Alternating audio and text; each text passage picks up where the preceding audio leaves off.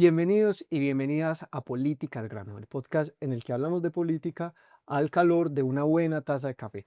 Sírvete el tuyo, que mientras te lo tomas nosotros te contamos algo de la política de este país.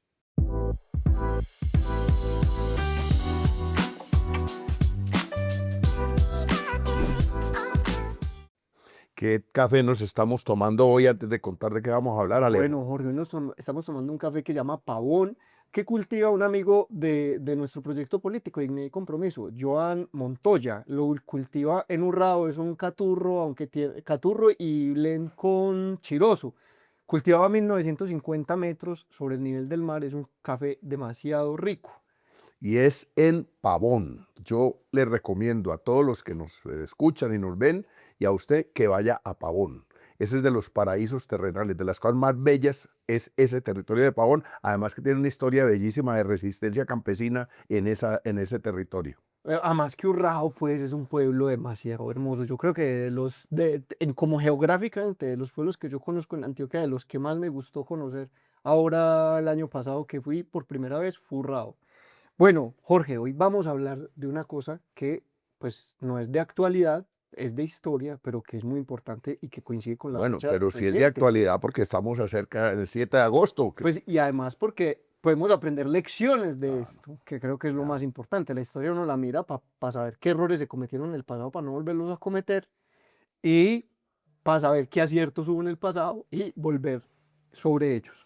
Entonces, un poco vamos a contar que hoy vamos a hablar de la independencia de Colombia a propósito del 7 de agosto y vamos a desarrollarlo como en cuatro grandes temas o en cinco. Primero explicar por qué eso no fue un sainete, por qué sí fue de verdad una revolución democrática burguesa, cuáles fueron las causas de la independencia, luego por qué el 20 de julio es una genialidad táctica, pese a que muchos historiadores digan que no, y finalmente vamos a explicar pues cuáles fueron las contradicciones principales que guiaron este periodo, así como finalmente cuáles fueron las condiciones que permitieron que hubiera una revolución de independencia. Entonces, ¿qué le parece, Jorge, si empezamos explicando esta primera parte, porque eso no fue un sainete? Sí, hay una especie de narrativa falsa que se ha creado, creado en torno a nuestra independencia, de historiadores liberales, incluso de algunos que se autoproclaman como marxistas y esa cosa, y la independencia de Colombia, todo ese periodo del 1810 a 1824,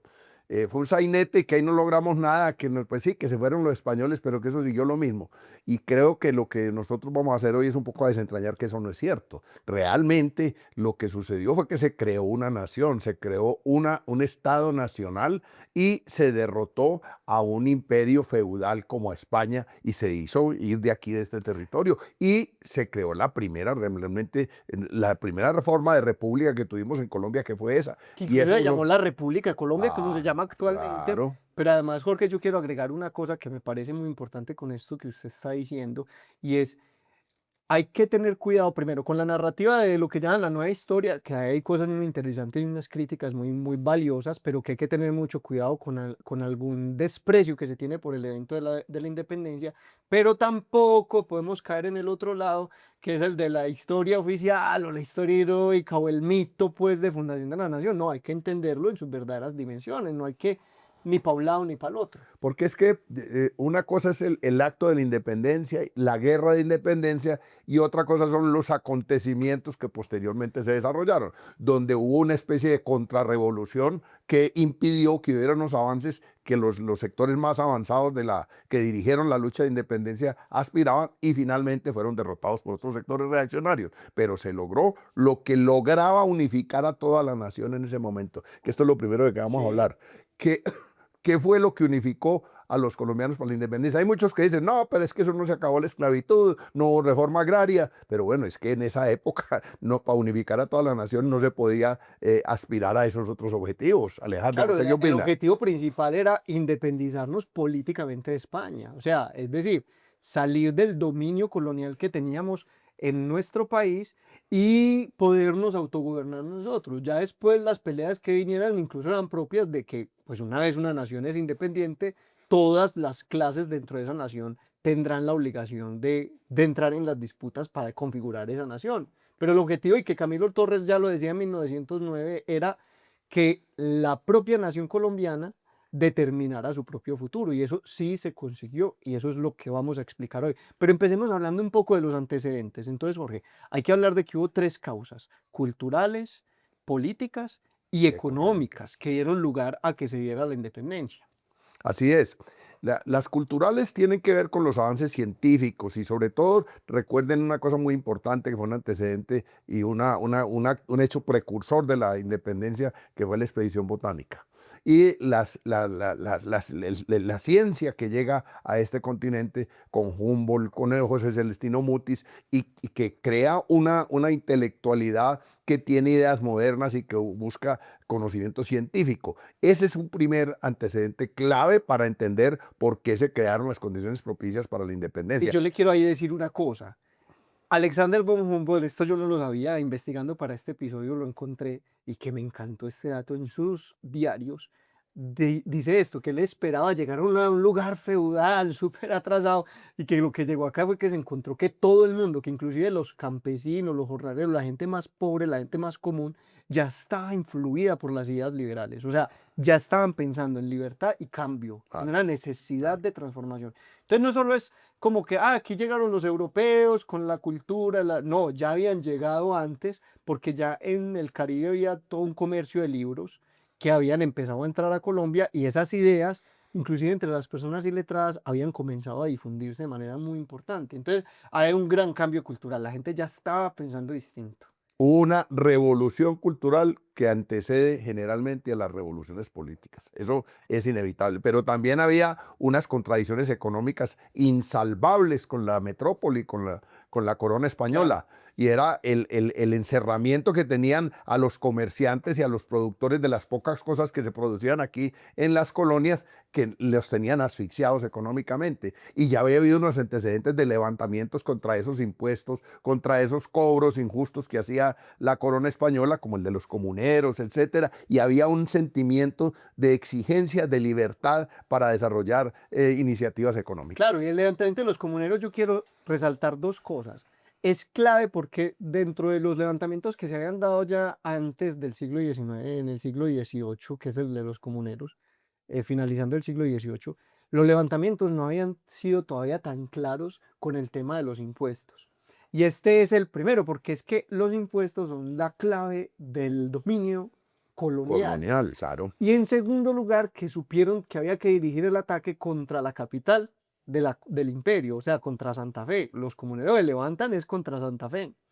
Y esa es, digamos, la genialidad de los comuneros, que pese a que perdieron ese levantamiento, es ya una cosa precursora. Pero yo quisiera que usted cuente un poco esto, porque a veces nosotros pensamos que todo empieza el 20 de julio de 1810, pero realmente hay cosas que empezaron ya desde 1809.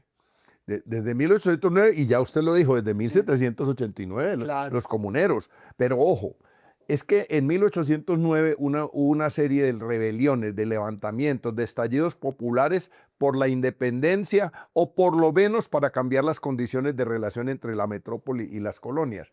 Que quiero mencionar algunas. Mire usted, hubo en La Paz, en Charcas, que también era en Bolivia, en Quito, en Pore, en el Venezuela, y en Caracas hubo levantamientos contra la corona española. Incluso en Y Buenos aquí, Aires. ¿ah? Incluso en Buenos Aires, Incluso en Argentina. Buenos Aires, y aquí antes del grito de independencia de 1810, ya habían declarado independencia Cartagena, había declarado independencia Cali, Pamplona, Monpós, el Socorro, o sea, había una cosa nacional y en toda la Nueva Granada un movimiento de masas contra la corona española. Claro. Pero entonces, ¿por qué es tan importante el 20 de julio? Porque lo que decía hace un momento de Socorro y del levantamiento de los comuneros es que ellos supieron que había que irlo contra la capital del imperio acá.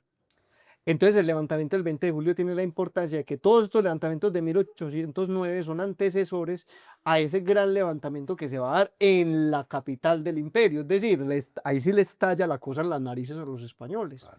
Y ahí es pues donde empieza entonces esta genialidad táctica. De un momento a otro, esto es, Gabriel Fonnegra nos ayudó mucho con esta investigación de construir y le aprovecho y le mando un saludo porque sé que ve el podcast, un historiador Y súper recomendamos su libro, ¿no? El el Catecismo Catecismo Popular. Popular es una maravilla concretico, es súper difícil subrayar, porque toca subrayar todo el Todo, libro. había que subrayarlo todo. 3.000 personas en la plaza.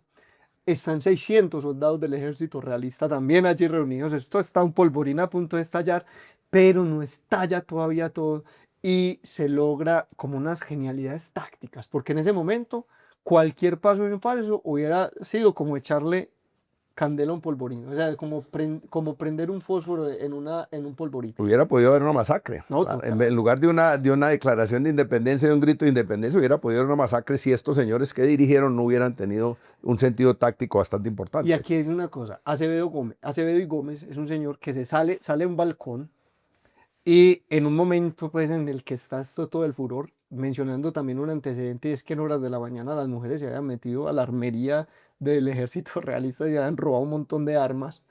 Llega Acevedo y Gómez, sale a un balcón y proclama una veintena de nombres. Dice, fulanito, fulanito, fulanito, fulanito, fulanito, los dice a la carrera. Y la multitud los proclama. Por aclamación. Esos son los del Cabildo. Y nombraron dentro la de Junta esos, Suprema. pero antes de la Junta Bueno, Suprema. claro. Claro, era el Cabildo que va a negociar Cabildo. con el virrey cuáles son las condiciones de esa independencia que están intentando declarar. Y cuando eso pasa, este señor Acevedo y Gómez mete a dos personajes. Mete a Moledo, que era el segundo al mando del ejército realista y que era secretamente afín a la revolución de independencia, era catalán, y a Baraya, que era el tercero al mando y que era criollo. Y él los mete como de contrabando, ahí en cuando gritan la veintena de nombres. Como cabildantes. Y los mete como cabildantes. Y luego se reúne el cabildo y eso es una cosa que pues es de una gran genialidad porque si bien ese día no se logra que el ejército pase a manos de la Junta Suprema, al día siguiente sí se logra porque el segundo y el tercero al mando eran afines a la independencia, pero en ese momento lo que logran es la neutralidad del ejército, que el ejército no se vaya contra la gente. Porque ya había unos oidores que estaban diciendo que hay que masacrar a esa gente en esa plaza. Y finalmente, la tercera gran logro como táctico es que aíslan al virrey. El virrey, por miedo, no va al cabildo, termina aislado. Y luego en la Lo hubieran noche, metido al cabildo. Claro, y luego en la noche los oidores quieren ir a hablar con el virrey para que él les dé instrucciones. Y los cabildantes le dicen, no, porque ustedes fueron aclamados por el pueblo, el que salga de acá es un traidor y lo vamos a tratar como un traidor. Y como estaba la multitud ahí, todo el mundo estaba miedoso, pues finalmente lo que sucede es que los cabildantes no salen y se logra una declaración de independencia que no es un discurso político, porque esta acta de independencia no es un discurso político, sino que lo que es el acta sucinta de la reunión que tuvieron toda la noche del 20 de julio. Pero ojo, aquí hay una cosa que ha sido parte de la narrativa, dijéramos, para desprestigiar o tratar como una cosa secundaria los acontecimientos del 20 de julio. Y es que en esa acta de independencia manifiestan su fidelidad al rey Fernando VII. Y eso ha sido señalado como que no hubo ninguna independencia porque entonces le declararon fidelidad al rey. Pero ojo, el rey estaba preso. Y estaba preso en Francia. Y lo que les dijeron era que le aceptaban la fidelidad al rey, pero si el rey se venía a gobernar aquí, eso es pues que... O sea, y un rey que no gobernaba ni siquiera a sí mismo. No había ni manera de mandarle la razón. No, estaba encerrado. Ese es un paso táctico realmente, eso hay que resaltarlo. A mi juicio, y al juicio de Fonegri y de unos historiadores serios, eso fue un paso táctico. Metamos al rey como que venga a gobernar aquí y los dejamos neutralizados a los chaperones porque no estamos contra el rey y lo que le estamos pidiendo es que venga a gobernarnos aquí. Claro, Jorge, hay que explicar una cosa. Hay un concepto que en táctica militar y política se llama como la bruma. La bruma de la guerra. O la bruma de la batalla, y es, mientras están los acontecimientos, mientras está la pólvora explotando, el tomar decisiones es muy difícil porque usted no puede ver. Y aquí pasa una cosa, se demoraba a veces hasta 60 días una noticia en llegar de acá a Madrid o de Madrid a Bogotá. Viceversa. Y entonces ellos tenían que irse suavecito, por ejemplo, con el ejército. Si todavía no sabían si Baraya y Moledo iban a ser afines a la revolución, no podían cargárselas contra el ejército. Eran 600 hombres que estaban dispuestos a matar y morir. Entonces ellos hacen esta... Con bayoneta y con escopetas con la pólvora, y bueno, con la pólvora y los otros con machetes. Sí, y bueno, y también con algunas armas de fuego que habían robado, pero no era mucho. No era mucho. Pero eran 600 contra 3.000. O sea, eso lo que hubiera podido terminar en una masacre horrible. Y ahí hay unas genialidades tácticas y por ejemplo lo del rey tiene que ver con eso.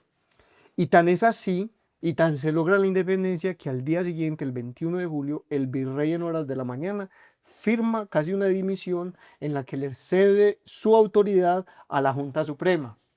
Y por la tarde, el ejército firma, o sea, jura lealtad a la A Junta la Junta Suprema. Suprema. Entonces sí hubo una independencia, porque el virrey, que era la autoridad imperial, cede su poder a una Junta Nacional, que es la Junta de los Patriotas. Y tan es así que logran pasar a una cosa que es muy importante, y es que conforman gobierno y ponen como presidente de Colombia Tey, José a Miguel José Tey. Miguel Pey. Sí, señor.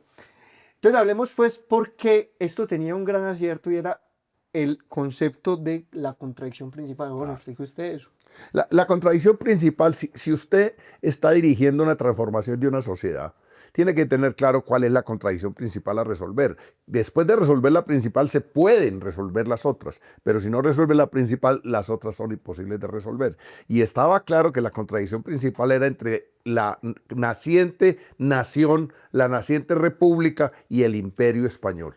Si eso no se resolvía, además por otra cosa, Alejandro, lo único que podía unificar prácticamente a todas las clases sociales de este territorio era la lucha por lograr La la independencia. creación de una nación Claro. independiente, porque las contradicciones entre amos y esclavos, entre terratenientes y campesinos, entre indígenas y bueno, esas son contradicciones que son para resolver después. Porque si usted trata de resolver esas contradicciones, pues lo que termina es no Peleando todo logrando, el mundo contra el peleando mundo. todo el mundo contra todo el mundo. Y una prueba de ello es, miremos eso, pues, o sea, nosotros después de la independencia ha sido un periodo que dicen la patria boba, una pelea entre federalistas y centralistas y dicen que eso fue lo que permitió la reconquista. No, al contrario, la reconquista hubiera venido de todas maneras. Claro. Ellos vinieron en 1816 a reconquistar el territorio a sangre y fuego y mandaron un destacamento grande. Pero ojo, entendiendo lo de la contradicción principal, los que estaban peleando entre federalistas y centralistas nuevamente se unieron como un solo hombre, como de manera monolítica contra la corona española. Y eso es una prueba de que esa era la contradicción principal. Y en esto ayudó España porque Morillo llegó a dirigir la reconquista y lo que hizo fue que él no preguntó quién era centralista y quién ¿Quién era era federalista? federalista. Eso es Él pasó Ochi con todos los marranos. por el pelotón de fusilamiento a todo el mundo. Que un personaje muy especial que es Camilo Torres, que era un polemista y que era un poco un filibustero en el sentido político, de que él se echaba unos discursos que lograban romper o unificar al pueblo, a veces muy enredados, pero era como un buen enredador. Y Camilo Torres, cuando lo van a fusilar, pide un juicio justo y Morillo le dice, ¿cuál juicio justo? Y lo pasa por el pelotón de fusilamiento, lamentablemente un mártir de nuestra revolución de independencia. Pero además, y este es el logro inclusive de Bolívar, el gran mérito de Bolívar es que logra entender y no le cede ni un pedazo a que la batalla es por independizarnos de España. Y logra entender esto, que los criollos y los comerciantes están ahogados por los impuestos coloniales y que están en una necesidad de que se desarrolle económicamente el país. Que los artesanos y la pequeña burguesía urbana estaba sometida a un desempleo feroz, a una pobreza horrible, porque este país no tenía una fuerza productiva. Todo No lo que había, se fabricaba tenía que traerlo de España, no ¿no? había caminos, no había una agricultura desarrollada, no había En industria. los caminos los que había estaban llenos de pontazgos y Sí, de... claro. No, y una cosa terrible. Igual, los indígenas estaban por recuperar sus tierras y unas cosas que llaman los salares, y los esclavos estaban en pos de reclamar su independencia, porque aquí hay un antecedente importante. Ya desde antes había declaraciones totales de independencia en los pueblos negros de esclavos que se habían fugado, pues, y que estaban fundando sus propias como El Palenque de San repúblicas. Sí, Basilio, sí, Palenque por el el Becos de Basilio de San Oro. Palenque. Y finalmente los ilustrados, que estaban luchando contra el oscurantismo medieval y que entonces toda esta gente tenía un enemigo común, España. Y Bolívar les dice, después peleamos lo demás, porque aquí había gente que era católica, gente que era atea, gente que era pobre, gente que era rica. Tenían contradicciones entre ellos, pero todos entendieron que el enemigo principal era España y que había que ir contra España, y en eso se logra pues consolidar la gran insurrección que nos va a permitir toda la campaña libertadora, desde 1819 hasta 1824. Ve Alejandro, es más, si no hubieran entendido eso en su momento, esos dirigentes esclarecidos, que hay que decirlo como era la realidad, le hubiera pasado nos hubiera pasado a nosotros lo que le pasó a Cuba. Cuba no logró su independencia porque las luchas intestinas que no se logró unificar a toda la población cubana contra los españoles hizo que los españoles derrotaran, incluso ya muy avanzado el siglo XIX, a las fuerzas independentistas cubanas. Allá, es decir, allá no fueron como aquí que se juntaron federalistas y centralistas contra Morillo, no, allá había una división terrible y no pudieron derrotar a la corona española. Yo creo que eso es clave que lo tengamos en cuenta porque es un ejemplo de lo que no se ha debido hacer. Claro. Y bueno, vamos a ir como llegando como al final de este periodo revolucionario, es porque hemos hablado mucho de 1810, de los antecedentes, de todas estas condiciones, pero hablemos ya entonces del periodo posterior a la Reconquista, Claro. el ejército patriota que está conformado por granadinos y venezolanos, que viene y gana dos batallas, que una es muy importante tácticamente, que es la batalla de Pisba, que realmente es el golpe militar más fuerte al ejército español, pero la batalla de Boyacá, que es que tiene una gran importancia simbólica y política, porque es el momento en que se derrota el ejército de Morillo y es puesto preso pues, el general de este ejército reconquistador. Dijéramos que la derrota militar se produce en la primera batalla y la derrota política y simbólica en la segunda. Claro. Pero hay una serie de factores que permitieron que esto sucediera. Claro. ¿No? Y esto hay que recordarlo. Primero, el mando único. Y prestigioso. Y prestigioso. Porque todo el mundo lo respetaba. Claro, claro. La genialidad táctica de Bolívar y la inteligencia y el lograr unificar un poco gente de Santander. Es que el uno sin el otro no era posible que funcionara. O sea, de hecho, voy a decir una cosa que me contaba ayer Gabriel, que el gran mérito de Bolívar es la capacidad de unificar a toda la nación colombiana en contra de los españoles. Y el mérito de Santander en este periodo, porque Santander luego en el periodo posterior en esas luchas internas que se va a dar, por ejemplo, a mí yo lo reivindico mucho más que a Bolívar, el mérito de Santander durante el periodo hasta 1824 es que Santander era el que se conseguía el billete para financiar todas las campañas de Bolívar. claro. O sea, Bolívar era un genio militar y Santander era un genio como en la parte tras bambalinas, como nuestro equipo técnico acá, que nosotros estamos al frente dando batalla y ellos están atrás solucionando todas las cosas técnicas. Pero no me vaya a decir que nosotros somos Bolívar y ellos Santander, no. No, yo no. tampoco. Es así, no. Pero bueno, pero entonces hay que decir esto, mando único primero. Segundo asunto, la gran unidad nacional que se logra entre gente que piensa muy distinto, que incluso son enemigos, pero que se unen para derrotar a España. En tercer lugar, que el ejército es un ejército popular. Claro.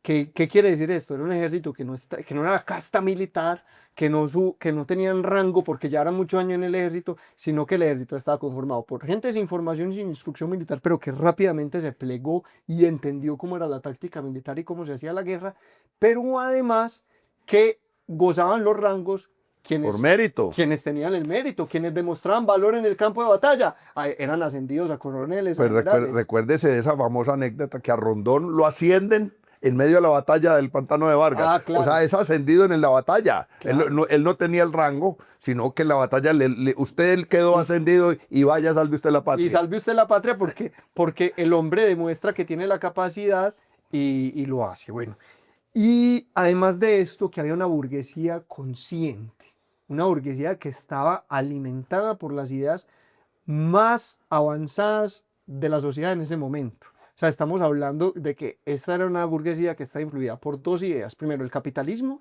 contra el feudalismo, que eso es un avance en la humanidad.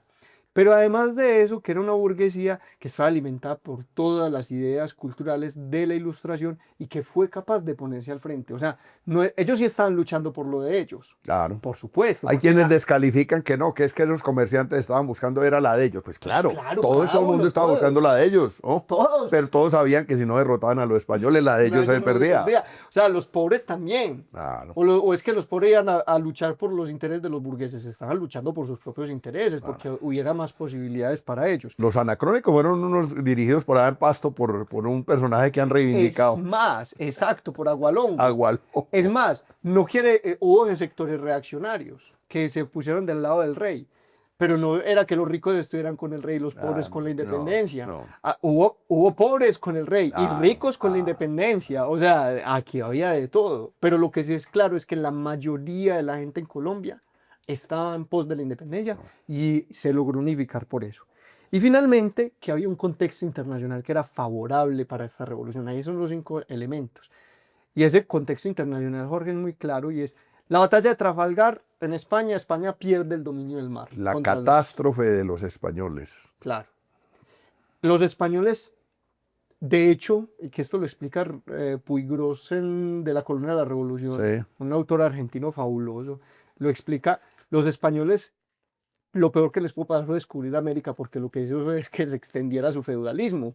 Mientras Inglaterra, Francia, Países Bajos ya están desarrollando su capitalismo, España pudo sostener su feudalismo muchos más siglos y eso los puso muy atrás militarmente en todos los aspectos y con la derrota de Trafalgar quedan diezmados. Y posteriormente Napoleón invade España y pone preso a Fernando VII. Entonces imagínense, están en esa situación, el contexto internacional es muy favorable. Camilo Torres ya desde 1809 está diciendo hay que independizarnos, y es que ya no hay jefes. No hay rey, No hay ese man está por ahí encanado. Claro. Entonces, digamos que estos son los 5 elementos y que yo creo que esto nos sirve mucho para entender cómo se transforman las sociedades. Pero ojo, Alejandro, yo creo que ese último que usted menciona de unas condiciones internacionales favorables son claves en cualquier momento de transformación. Si usted tiene unas condiciones internacionales desfavorables a lo que una gran unidad nacional puede lograr, difícilmente puede lograr sus objetivos. Eso es clave. Ahí hubo una cosa clave y es la debilidad en ese momento del Imperio Español. Bueno, Jorge, yo creo que nosotros ya agotamos el tema por hoy. De todas maneras, esto es importante decirlo a modo de conclusión. Lo que usted acaba de decir, no solo las condiciones internacionales, un mando unificado y prestigioso, una gran unidad nacional, un ejército popular, bueno, pues o unas condiciones militares que lo permitan cuando es el caso una revolución militar, una clase que tenga la capacidad de dirigir esa revolución en unas condiciones internacionales favorables, son las condiciones para que pueda haber una gran transformación como una independencia de un país. Mientras eso no se dé, pues es un poco absurdo hablar de revoluciones y yo creo que eso es importante entenderlo porque son qué lecciones podemos aprender de la historia para pensar cómo podemos cambiar una nación como la nuestra en pos de llevarla a un mejor lugar que el que está. Así es, Alejandro. Bueno, yo creo que despidamos Sí, despidamos por hoy. este episodio de la nueva época, de las nuevas modalidades que estamos haciendo. Coméntenos si les gustó estos y si notaron los cambios que hemos hecho. Si les pedimos que en las redes, no por WhatsApp. Yo sigo diciéndole a mis amigos, hombre, por WhatsApp me escriben muchas cosas y miro las redes y no dicen nada. Entonces, a nosotros nos sirve que nos comenten en las redes y nos digan si les gustó esta modalidad un poco más informal, un poco más suelta de hacer nuestra política al grano. Y bueno, y además que nos comenten si están de acuerdo o si están en desacuerdo con lo que dijimos en este episodio, porque también podrán decir, no, están equivocados. Denos datos, que si de pronto nos esconden y nos dicen o nos demuestran que nos equivocamos en alguna cosa, pues de pronto eso nos abre algún episodio nuevo para hacer. Hay muchas cosas de las que queremos hablar en este nuevo formato que estamos ensayando y verán algunos cambios en los próximos episodios. Les agradecemos mucho que se hayan quedado hasta el final. Si se quedaron hasta acá, al menos déjenos un emoji en los comentarios. Y esto fue Política al Grano. Somos Jorge Gómez y Alejandra Arcila, quienes presentamos este podcast, hacemos la investigación, escribimos los guiones y detrás está un fabuloso equipo técnico. Juliana Bernal Palacio, que es nuestra directora, además quien hace las cámaras, Jami Gómez, que nos ayuda en la parte técnica, también nos ayuda en algunas cosas con las cámaras, y Julián Munera, que nos ayuda con el sonido, que espero que se note mucho en este episodio, lo hemos mejorado sustancialmente, estamos intentando mejorar este podcast cada vez más, y si tienen ideas, dénnoslas. Y nos vemos la próxima semana en Política al Grano. Que estén muy bien.